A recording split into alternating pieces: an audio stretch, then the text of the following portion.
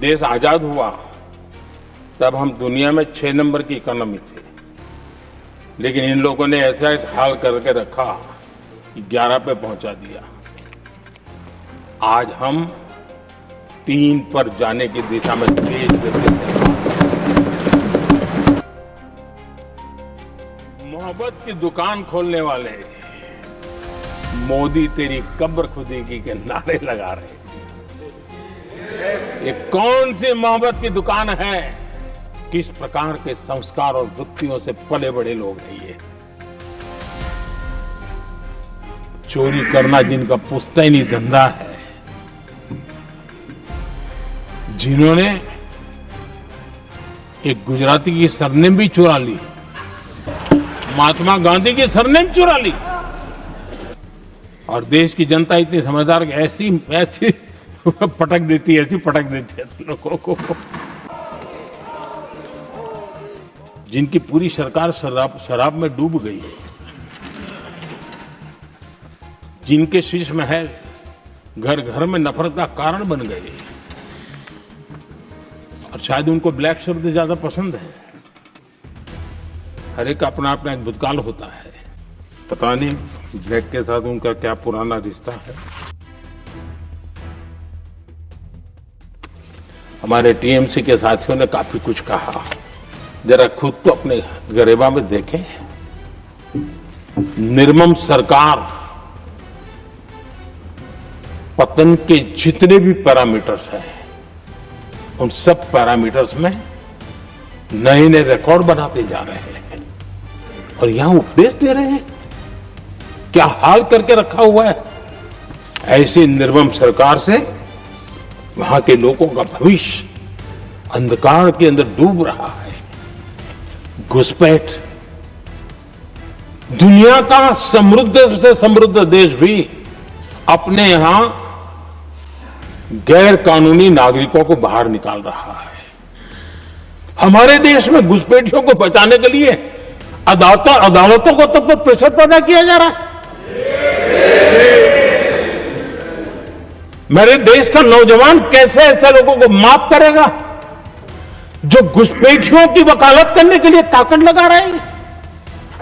और घुसपैठिए मेरे देश के नौजवानों के हक छीन रहे हैं। और जहां तक कांग्रेस पार्टी का सवाल है,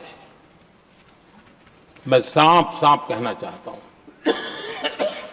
और मेरे शब्दों पे भरोसा नहीं है तो मैं देश को लोगों को कहूं, कुछ मत करो, सिर्फ लाल किले से कांग्रेस के प्रधानमंत्रियों के जो भाषण है, सिर्फ उन भाषणों का एनालिसिस कर लो, आपको साफ साफ लगेगा कि न उनके पास कोई सोच थी, न उनके पास कोई विजन था, और न ही कोई इच्छा शक्ति थी।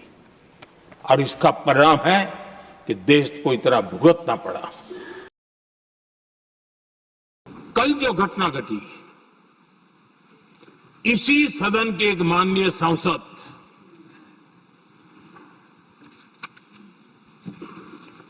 कांग्रेस के शातिर दिमाग जिनका है, ऐसे युवराज ने उनको गद्दार कह दिया।